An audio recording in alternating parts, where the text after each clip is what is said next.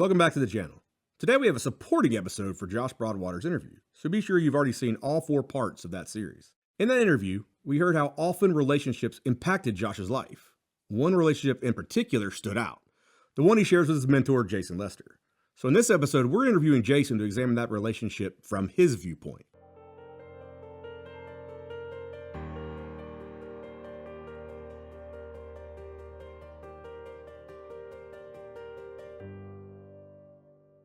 So how you doing? Doing great. Hope you are. I'm doing great, man. So glad you're here. So as you know, we've been talking with Josh about his journey through North Georgia Works, and obviously your name has come up a lot. So we want to sit down and talk to you a little about your relationship with him and how much you've impacted him, but also how much he's impacted you. So why don't you go ahead and start? Just tell us a little bit about your first encounter with Josh and how y'all met. It starts with Doug Hanson. Okay, to begin with.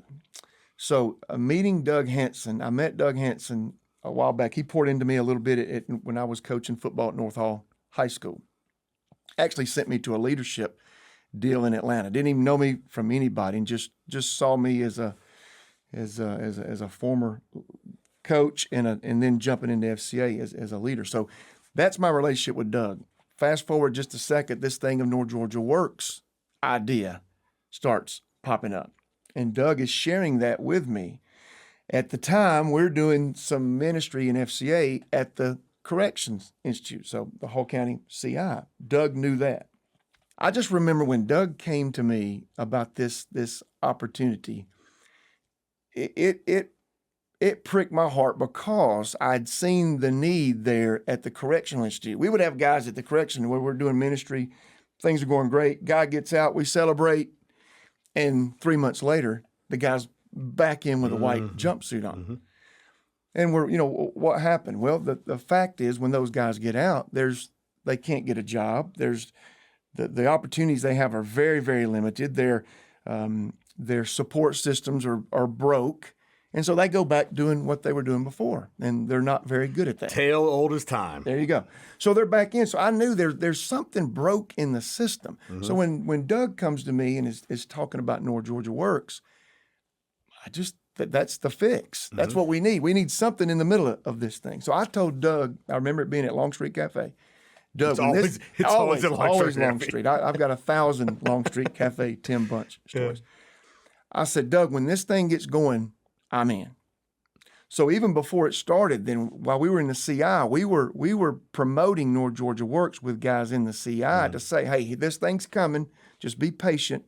But some of you may have an opportunity to be able to be a part. Well, when it started then, there was just a handful of guys here in the program. So I told Doug, again, whatever you need me to do, I'm in. He thought, well, could you be a mentor? And I'm like, I don't know if I can be a mentor or not. I don't even know what that looks like. Well, Mark, I've still got the email from when Mark sent me the email that says, hey, we've got a guy named Josh Broadwater. Think you'd be great match. Won't you come by? Here's his phone number. And I can remember, I think I went 2 or 3 weeks and didn't really know what to do, didn't reach out. So I got a second email from Mark. Hey, I talked to Josh. Josh says you haven't reached out. Would you please do so? And ended up doing that. Reached out, text. And you know what? That just started this journey of me coming up here on Sunday afternoons for an hour. And sitting down. I'll never forget walking in and seeing, I'd never met Josh. And here comes Josh Broadwater walking out with his, tattoos. I mean, I can't remember what his hair looked like then. I mean, he's changed hairdos, over the past 4 or 5 years a lot. But, and we just sat down on the little couches just right out here in the lobby there and just, hey, I'm Jason, I'm Josh, and let's just start talking. So what is your recollection of that first conversation? Josh is a talker now, so he's not one of those guys where you got to draw stuff out of him. He was ready to share his story. He was not ashamed necessarily of sitting down with me and sharing his story, which made it easy for me. And all I did there for the first, I don't know, maybe the first 4 or 5 months was I would listen. And I'd interject when I could, and if there was any advice I could give, fine. Certainly, me in the ministry background, ministry minded, tried to take everything and process and point him. He had a great understanding of his faith and his relationship with the Lord. And so it wasn't like I had to, create this, but so the conversations naturally would go back to the Lord and what God was doing at that moment and what God had done. And so, yeah, it was just initially just me listening, him talking, me interjecting a little bit. It turned into some text throughout the week, but it was just an hour every Sunday for a year. Mm-hmm. So, but how did you handle? So when Josh got here, he would just come off a pretty rough run.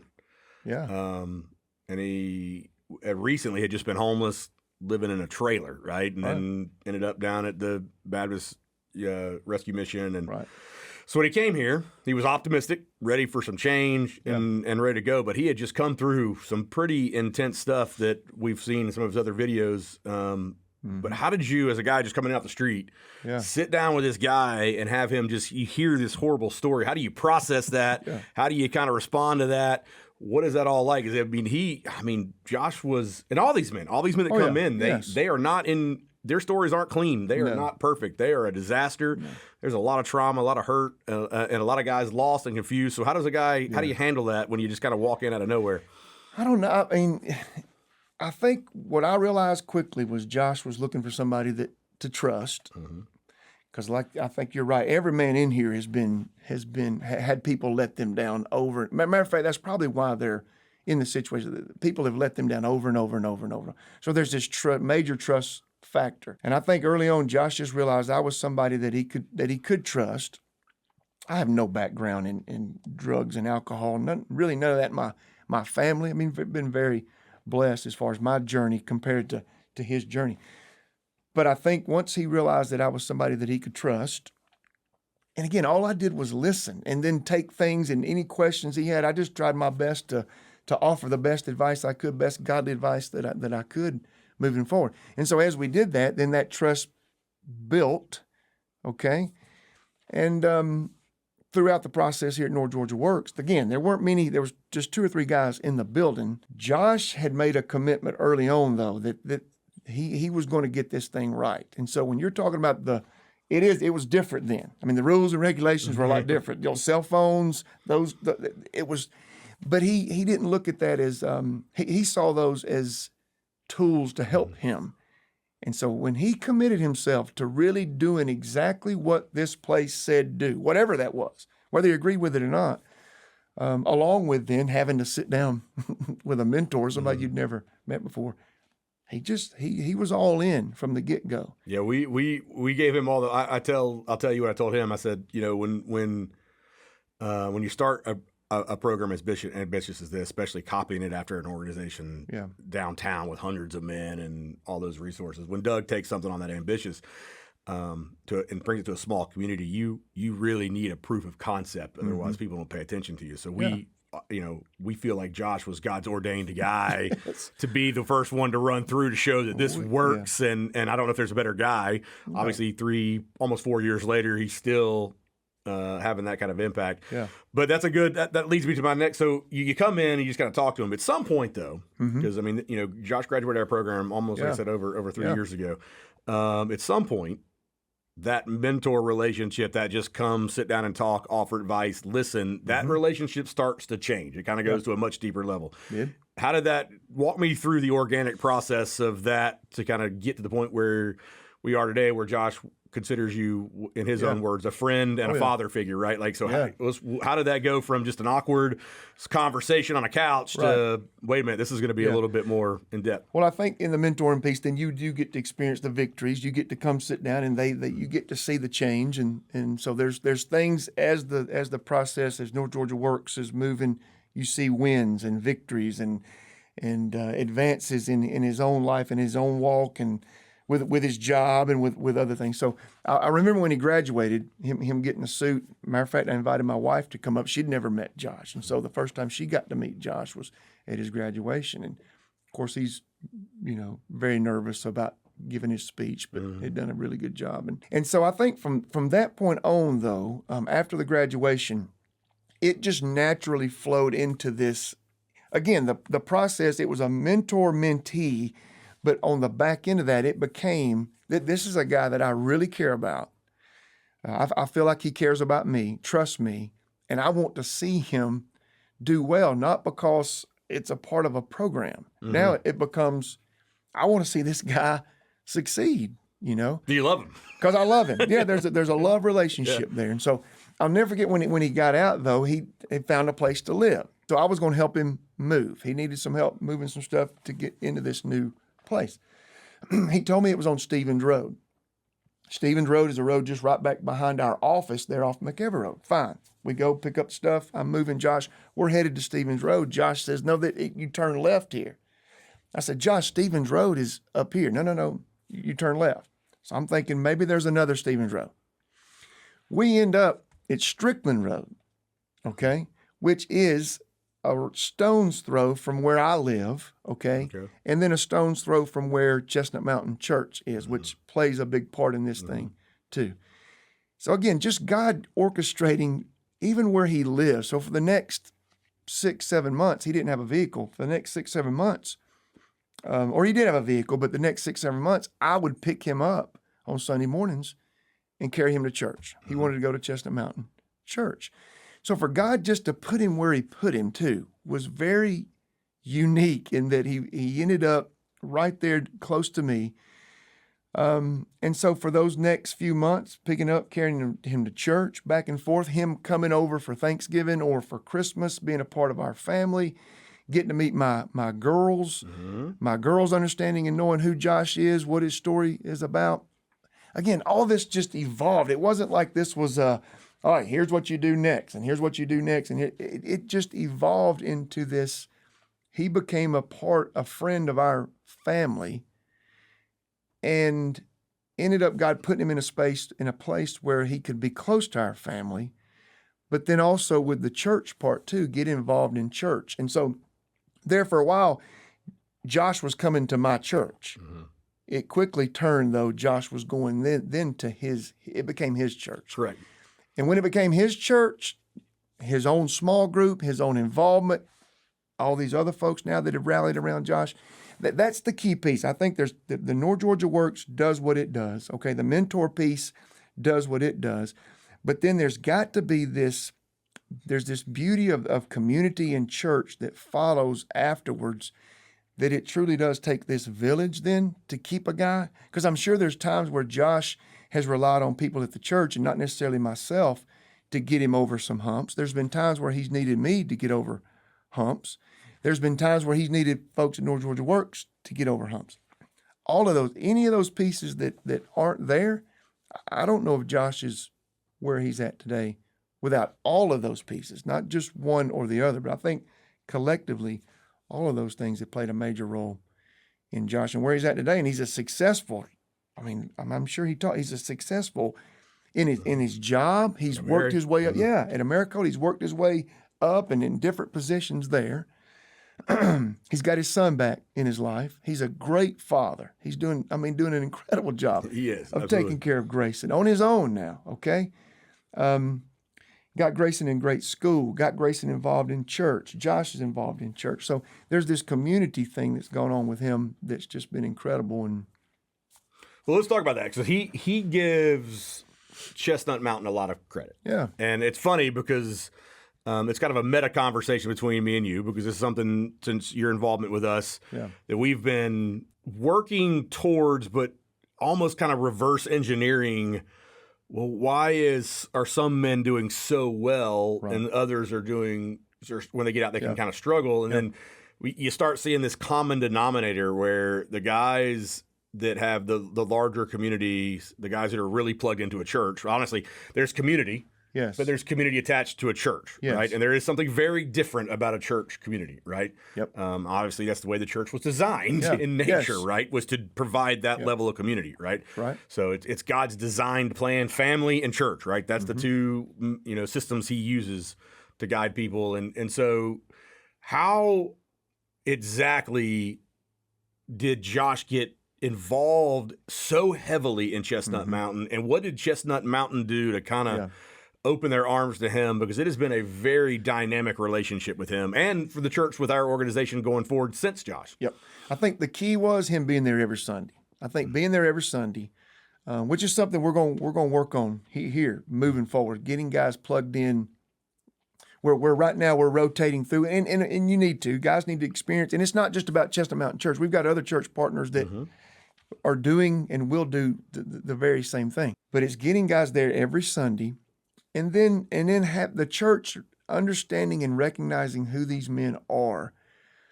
I mean, just for example, we had a guy yesterday, went forward at church, gave his life to the Lord, and I was talking to our pastor. It wasn't, obviously that's a big deal, and that's a beautiful thing to see. But what impacted my pastor the most was the way the rest of the guys who were there from North Georgia Works rallied around this guy in front of the church body. Our church they know who the North Georgia Works men are, and go out of their way to love on those guys every Sunday when they're there. So for Josh, early on getting plugged in, they understood Josh's story, because I shared his story.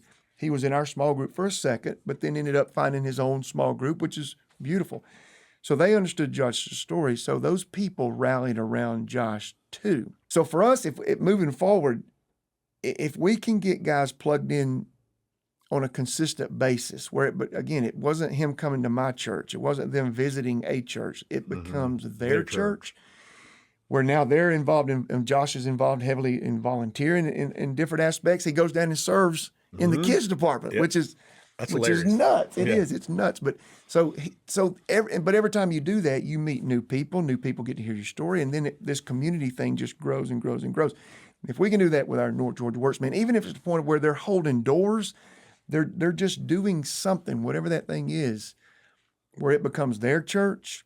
Now that community piece, it's another major accountability point that these men, I think, really, really need. I mean, not even a question, just a statement of fact. If you look at the graduates of North Georgia Works and say, hey, which are the ones that are the most, you look at them and the guys that are still leaders that are just kind of doing well, the ones that have moved into greater spaces of life, got their kids, got married, had other kids of their own. Yeah. There is one pretty common denominator. Yeah. They're all heavily involved with their church, right?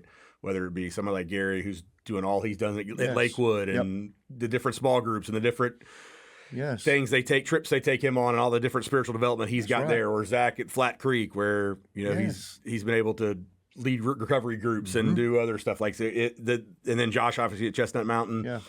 If you just go down the list, if a church home is developed, and the guys navigate the issues so much easier. And speaking of issues, because Josh had a little bit of a unique journey.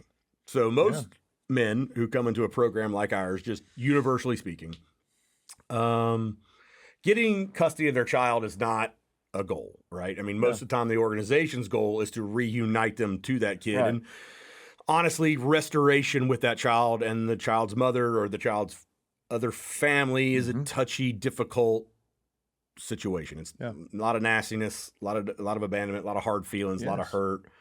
And a lot of times our men have not been present in those kids' lives for very many years. And even Josh admitted that, from year 1 to 5, he wasn't around with Grayson, right? So it's a different battle.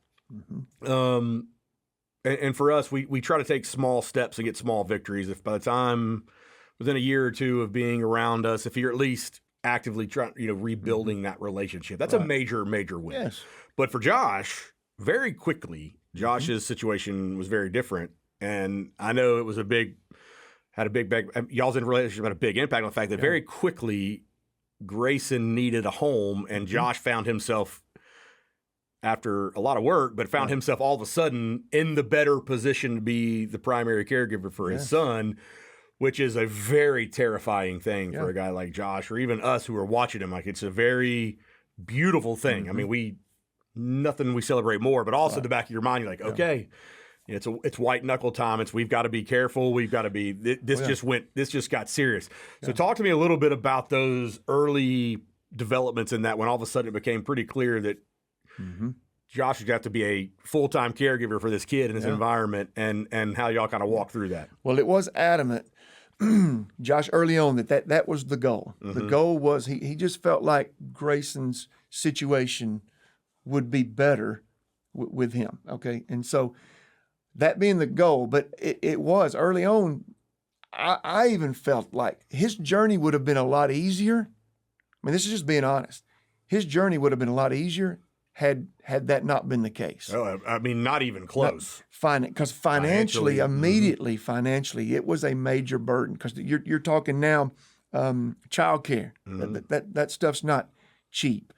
Of course, getting him, the whole process of him getting him into school and getting him registered and all the testing it went on to figure out where Grayson was. I remember even ironically, his schedule at Americold all of a sudden became a thing that exactly we're not right. even used to dealing with. No. He's got school at 8:00. They want me there at 6, and how do I handle that? I'm like, wow, he's welcome to life, bud. I know. You know? So I even felt for him the burden of, God, this thing would have been so much easier had that not been the case. But his goal was to get Grayson underneath his roof and underneath his leadership. And to his credit, he did that. And so every hurdle then that was there, and a lot of them were financial, because now it was already razor thin. You had a kid now, and that becomes really, and there were 2 or 3 times where, there were things that we stepped in and were able to help Josh out on to kind of get over a hump in some of those cases. But Josh's determination in that was where he never wavered. Not a lick. Even to this day, he still does it. Yeah, not a lick. And man, you look at the situation now. Grayson is a very smart little kid. He's at Chestnut Mountain Elementary School, which again now that's another community. Okay, another piece of community that Josh, not only Josh has, but Grayson has too. Correct. And some of that is connected back to the church, but not all. And so, but yeah, the after school piece, the daycare piece, getting him to school in the mornings because of Josh's work schedule, all of that was tough. There were times where, all of a sudden Josh's car's not working. Then there was a week, about 2 weeks, where I went and picked Josh and Grayson up at 5:30 in the morning. It felt like we would drop Grayson off at the daycare before they would take him to school, and I took and dropped Josh off at work.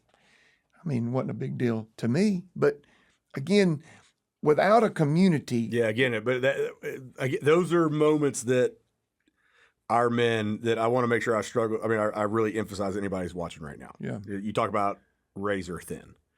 I don't think most people understand, even in today's environment where we think we live on low margin, I don't think anybody understands how unbelievably easy it is for a man in our situation, or even especially a female with a kid in these kind of situations, in these kind of low income, when you're trying to break a generational cycle of addiction and abuse a lot of times, that it's not necessarily dope. It's not necessarily. It's a flat tire. It's a water bill that was late. I learned it's that all early, over, right? It's crazy how we take for granted. Again, go back to we were talking earlier about the story of my girls needing tires. That's a financial bill. You hate to have to pay $300 or whatever but for a guy in that situation, a flat tire or a car breaks down. Yes, that is detriment. That can literally. No, it will. You miss work. You lose the job. That's it. You miss the rent. The kid's back on the street, and there's nothing. The kid's gone. You've lost. Yeah, you can't recover from missing 2 days of work because you had a flat tire, right? Took for granted those things, and until stepping into this type of situation, And so for us then to be able to, there was a case, Dawsonville Highway. He's headed out there, ends up with a flat tire. Calls me. It just worked out. I was able to get on the road, go get him, pick him up. We got the tire. Again, for me, not a big deal. That's just what the normal world does. But for guys right here, without a community, without any resources, that becomes life or death even. And so to be able to step in for a guy like that, again, he's never asked me one time, hey, could you loan me or could you do? It's never been that way. It's always been, I've seen a need. Hey, Josh, can I? Yeah, if you could, that would be great. You pay me back if you need to, but there's never been any strings attached to anything that we've ever done. It's just a normal relationship like me and you have, for anybody that would call and do that. Well, I do want to touch on it. So if a person's listening right now, this might sound intimidating. They're like, oh, listen, okay, so this old guy's life might fall in my hands if I step up and walk in that building. Yeah. Which we both know is not how that works, right? Not the case. But so how would you communicate to somebody who might be watching now and says, oh man, I would love to have that kind of impact, right? Especially knowing that it doesn't necessarily take much of a commitment and walking through the doors and all and just being present and listening is a pretty huge and being available, right, is all it really takes, right? Like I think Josh described your relationship as the guy that he just knew when he called he would answer the phone. Like that was to him, that was their criteria to like not abandonment and not and commitment. Was like I knew if I call this guy, he will answer the phone. Something that me and you would never think of as being some high level commitment we make to human beings that will answer their phone call. But how would you say, hey, listen, I know my story with Josh. It sounds involved and it sounds intense, but it isn't. And my commitment to him is natural, and it is a process that any man, despite qualifications, if you've got some time, you can handle it. Don't listen to the full 4-year arc of your relationship and say, hey man, that's too much for me. How do we kind of streamline that down and distill that down and kind of explain to somebody the process of getting into something like I would say there's no strings attached. There's no expectations out of a mentor outside of simply showing up and listening. That's it. Moving forward, listen, and it doesn't work out this way every time. We've had situations where mentor-mentee, we get to the graduation piece and it's been great, and that's it's time to move on. It's time to move on. That's fine. So there's no expectations from North Georgia Works. My deal was just simply, it just evolved into this, as we said, this relationship where I grew to love Josh, Josh grew to love me, and we just naturally did what a relationship would do. And that's the thing, and that's what I'll emphasize too. Like, listen, if you come through the door, you answer the call. At no point does a relationship in these kind of environments become a burden. You will answer that phone call and have these same stories to tell that you do, not because you're like, oh no, I'm scared. I didn't want to do that. Right. It's just how relationships, it's how these kind of situations evolve. When you have men that are broken and they have nobody else, your relationship with them will be so, and I think it's very clear in your conversation today and about Josh and in Josh's conversation about you that there is something very pure and basic about just the very simple concept of relationship as defined by God to us. Right. And how when we have a relationship with somebody else for the right reasons, all this stuff just happens. That's right. And it's all these things are blessings, and they're not curses, and they're not burdens, and it's not something that just take you away from your family or bring some kind of hot mess into your life. It's just something that'll every step of the way you will feel fulfilled from this. In fact, we'll have more of a time telling you to back off before you have to. Right. It becomes a want to. Exactly, it becomes a want to, not a have to. That's what it just evolves into this. I want to be able to continue in his life, and whatever situation comes up, we'll address it and questions. And like you said, some of it throughout the years has just been him calling and having a question about, what do you think I ought to do here? And I give the best advice I can, and he sometimes he would do that, sometimes he wouldn't. But just to have somebody that he could call and ask a question of, whether it's financial, whether it was spiritual, whether it was relational, just to have somebody that he trusted that could, there's no time in that. So I would encourage anybody that feels like, hey, I'm not really sure, just come on Sunday nights. That's what I tell anybody. Just come to Hope Time on a Sunday night. Every Sunday night, 6 to 7:30, just walk in the door, sit down, get in a little small group, and then watch what God does in relationships. There'll be people that you'll gravitate to, and then just let that relationship kind of develop, and then we'll see. And then if moving forward, if it becomes a mentor-mentee relationship, great. If it doesn't, that's fine too. You still got a lot to offer, even by sitting down in the room with these men in a small group setting, and just the back and forth. Again, we've talked about what I've meant to Josh, but what Josh has meant to me and my family has been incredible too. I've learned a lot now. There's been a lot I've taken for granted in my life. I've lived a very blessed life, and getting to hear Josh's story and see has put a different perspective even in my own life and the things that I have taken for granted or the things that I should be extremely grateful for from the Lord that, but by the grace of God, I just haven't had to necessarily walk down that path. But being able to sit down with a Josh Broadwater and learn some lessons through his life and my girls to see and also experience, hey, here's what we're doing for him. And they understanding why we're doing that for him because of that situation has created this deal that I hope even in my own girls' lives, in their relationships moving forward. Who knows? And that wasn't, you don't do it to say, hey, here's why we're going to do this and this is what's going to end up happening. That's just happened. No, it's hard. It's hard when you're just having a snapshot conversation about it, but it is the way we do things here, the way the organization's structured. It's all about pure relationship for the right reasons. That's it. And again, not to be a dead horse, but coming on Sunday night, if you come one time, I promise you might not like it, but you won't walk out of here going, okay, that was weird. It's like, I get it now. I mean, it's just pure. It's just innocent. It's kind of basic the way it's supposed to be. It's the only way I know to do it. Yeah, absolutely. That's what, I think that's what makes it work. No reason to reinvent the wheel, right? No. So now to an outsider. Yeah.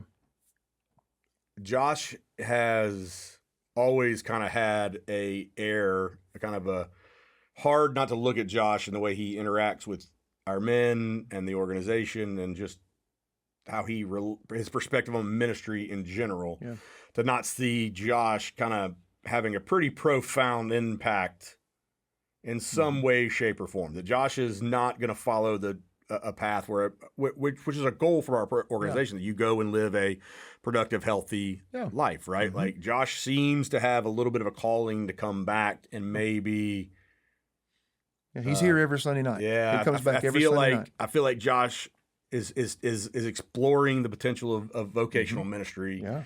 And I'd love to hear your thoughts about where you see him heading and how, because I think really in the last year, just to give context, in the last year, Josh, it really went with Josh, like it does a lot of our men for a season of being in the program, and after it's all about them, right? It's about getting me to a point. I'm doing the work. They're doing the work. Yes. And they're doing great, and it's not selfish and it's not manipulative, but they have to be. It's survival. Yes, you got to do you, and then you get to a point where you kind of level off, and very quickly you have a choice. Do you want to kind of dust off your shoes and just say, "Hey, thanks for everything," and now I'm good, and I'm going to kind of walk off into the sunset, right? Or you can turn around and go, "Okay, I've taken a lot from a lot of people and a lot of this process. It's time for me to go pay it back," right? Mm-hmm. And Josh, over the last year, very quickly started making that turn back, right? Where he said, I've got to get back in somehow, some way, pay back all the support I've gotten. And it's been very cool to watch him do that because it was a very quick change because he had grace in it and for reasons. And I want to be very clear, there was nothing at all wrong with his approach. He had a son. He had to deal with it. Right. He had every reason to go, hey, listen, right now in this season, it's my boy, and we all thought that was great. But for him, even in that moment, to go, yes, I've got to deal with all this. But I've got to get back, and I've got to start pouring back in, and I've got to start being to those men what other men were for me. It's been really cool to watch because it was kind of unexpected. So I want to hear you had the front row seat to this. Yeah.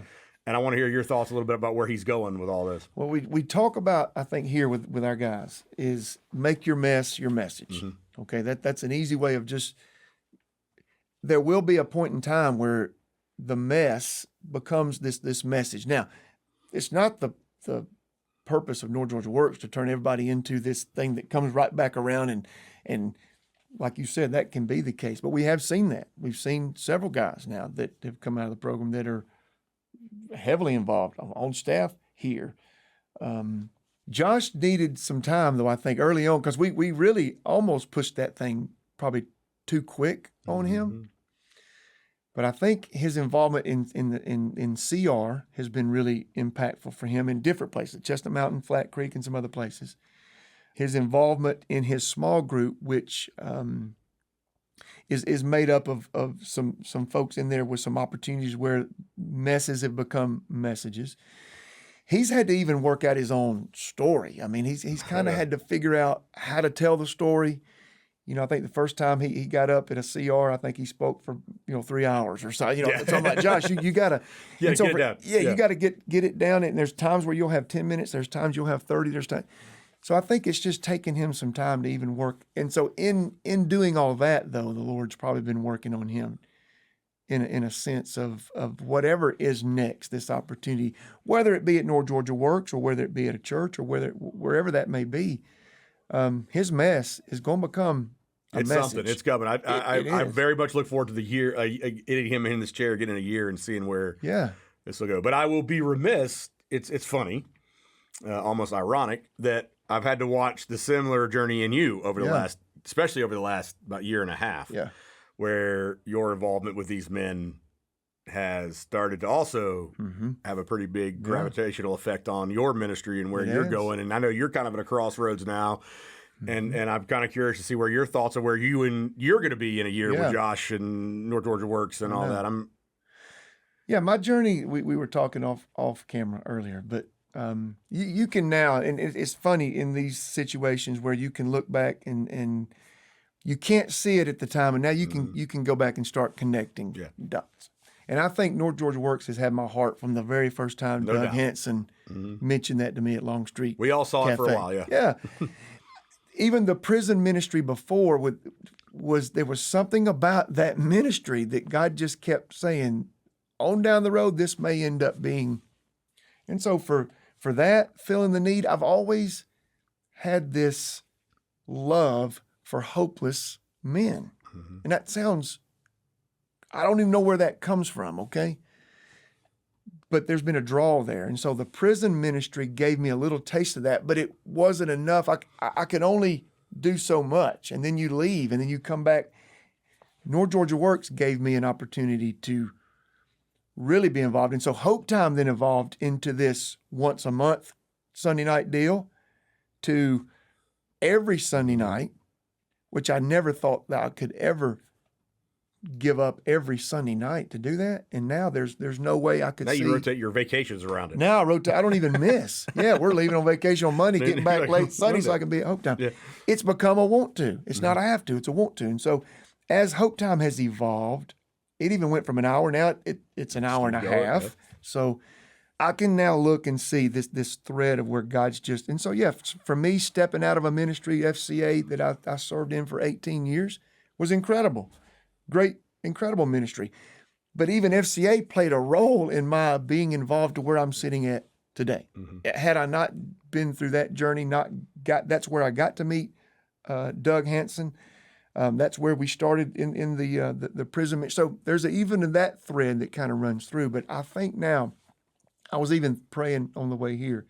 You can see that this is where the Lord has been orchestrating and going. And so my involvement with North Georgia Works, whatever it looks like moving forward, we'll talk and figure all that out. I'm in, and I think I'm in because I see life change. I like to have a front row seat or a knee to knee. Okay, I like to be knee to knee to life change, and that's what North Georgia Works has given me. Is it all? It's not all. It's not all Josh Broadwater's, and so that's where the piece people have got to understand. It's not all Josh's, but here's the deal: one Josh Broadwater will carry you through a lot of the other messes. And I think even the areas where we would look at and say, man, we failed there, or that wasn't a success. That's not true either. We're just interjecting in people's journeys. If they're here for 3 months, we've interjected, and we just pray that whatever we did for 3 months, wherever they end up, that's something, okay? 3 months, 6 months, 9 months. And then every now and then you get those 12 months and beyonds. You just play the role that you're called to play in the season of life that these men are in, and it's their choice, whether they stay sometimes and whether they stick it out. And then there's other life journeys that or situations that happen in their life that maybe that was all they were intended to be, but we just do all we can for the time we got. Well, and that's it. So this is the most, with the exception of, I tell people, with the exception of maybe being a missionary in China. Yeah. Right. This is pretty much, if you want to get on the forefronts of ministry, Yes. the second you walk in this door, you are walking on a spiritual battlefield unlike anything That's you have ever exactly seen. right. Like you are poking at some strings that Satan holds very, very dear to his kind of master plan to derail this world. Right. And it is. Listen, this is a high failure. This is a high stakes game. Yeah. I mean, a lot of guys you come across, their mistakes are going to end up, in long-term prison sentences or death, right? Yeah. That's just part of what we deal with. Yeah. But it can be very disheartening. It can be very discouraging. It can be devastating at times. Yeah. The difference is, though, sometimes you cannot have an impact at all. You can't seem to steer or prevent these things from happening. And there's a lot of reasons for that over time we'll probably discuss. But right now, you just know that there's a lot of things you can't change. The difference is, though, unlike most ministries, just like your relationship with Josh, I don't know if there's another ministry that you can just step in and just be present and listen and be willing and realize that if you're willing to do that, you're going to sit down in a chair in a couple of years and go, oh my, look at the impact.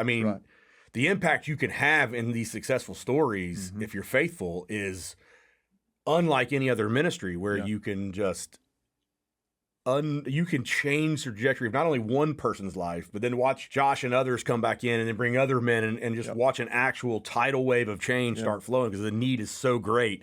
And yet, honestly, because our guys have been so mistreated throughout their lives and had so many bad beats and bad hands that just being present is such a impact on them, and then anything you do beyond that can make a huge impact. I think it's really, really cool. And so to me, if you're strong enough to handle some of the rougher sides of this, then know that the rewards of being able to do this will really be something you won't ever look back and go, "Well, that was a waste of my time." Right? You will go, "Hey, listen, I really, that was time well spent, and God took what little I had, and for this massive problem that I don't think I could ever possibly explain. All I did was just walk through a door, but that multiplied so much over time that it actually was doing some real kingdom work. So it's a really cool thing for anybody to be a part of. So it's discipleship is all it is. It's so basic. You don't have to be a theologian. Nope. You just have to be willing to sit down and listen, and then in those conversations, take those conversations and point those men back to what does God's word say that can then help them moving forward. And then you just do that again. And you just do it again and again and again. And there's going to be steps forward. Listen, even in Josh now, there's been steps backwards with Josh. We've talked about that, Yes, and so, but that's life. There's step back.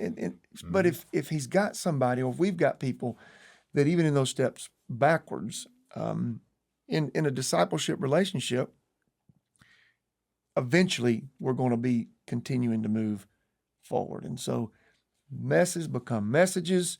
They come back. Josh now been back on Sunday nights. Again, I can stand up and say whatever I can say, but for a Josh Broadwater or for a Gary Dellinger or for Taylor, who was here again last night, or for David to come back and be able to, they see, I've told Josh a lot, him just coming back in the building is hope to those other men, because that's the goal for those other men. So for Josh and those guys, just to even walk back in the building and say, because I love introducing Josh as he's the first graduate of North Georgia Works. Oh, yeah. And you see some of these new guys and they look at him and they're like, okay, I maybe I can do this. That's correct. Maybe I can do this. I can't give them, only hope I can give them is found in the Word and in Christ, which is great. That is the ultimate hope. But I think there is this other hope too of a guy who's been there, done that. Then a man looks and says, "Okay, I can do that too. Then if he can do it, I can do it." And I think it's great. Yeah, it's so funny. You can equip them, and when you equip them, it is the most basic example of discipleship in the world. You take these guys and you equip them. Yeah. In ways they can't equip themselves. And then they get to go into parts of the world that me and you would never be able to speak into. No. And it's just a cool thing to watch and be a part of, right? And And that's why, I mean, honestly, that's why I'm so excited to see where he goes. Yes. I can't wait to have him here in a couple months. Oh, yeah. I guarantee you, everybody needs to stay tuned to the Jason Lester story. That's going to be interesting going forward. I can't wait to see how this evolves. But we thank you for everything you've done. I mean, you've had a huge impact on our organization. And I don't think it's unfair to say that I think a lot of our explosion over the last couple of years, it's not coincidence that when we decided, when I first started talking to you about, hey, listen, I think the spiritual element of this organization, by not intentionally, had just kind of gotten a back seat to some of the other things that happen in an organization. We need to make sure we bring that, simplify it, be very intentional about what we talk to our men about, and get back to how we do that. And then your passion and unwavering commitment to do that the two of them together, it was very evident in October of last year that when we had our event, that how much those Sunday nights were having an impact on men and their progression. So I'm thankful for that, because I think it's a large part of why we're here. And I'm sort of take what was just a organic idea and then now go, hey, listen, wait a minute, this is we're on to, God is really trying to do something here. He's moving mountains to make this a thing. I'm really excited to see where you take all this going forward. So well, we've got some ideas, and again, we've got a lot of areas where we can get better. We're going to need more involvement, more church involvement, more community involvement, and I think you put all those things together, the sky's the limit. Absolutely. Stay tuned. Well, thanks for all you do for us, and thanks for being here, man. Very blessed.